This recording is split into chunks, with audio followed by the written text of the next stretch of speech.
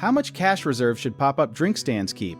A good starting point is to hold back enough cash to cover about 2 to 3 average sales days, plus a small opening float of around $100 to $200 just for making change. Think of your cash reserve like a safety cushion for your little business.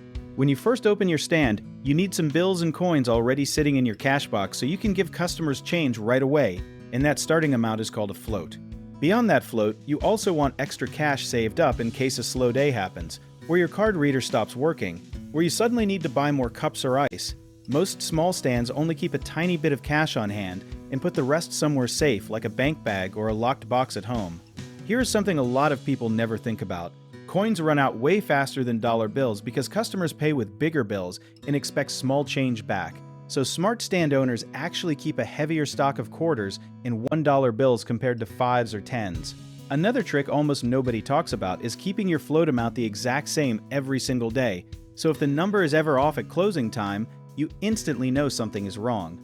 One big thing to watch is never keeping too much cash sitting out in the open, since that becomes a target for theft. So drop extra cash into a safe spot every hour or two instead of letting it pile up. Another key point is running out of small bills, which can slow down your line and frustrate customers. So always start the day with plenty of ones and change before you even open. Lastly, always count your drawer twice. Once before opening and once after closing, because that simple habit catches mistakes early and protects your profits. If you enjoyed this video, check out our online directories in the description below.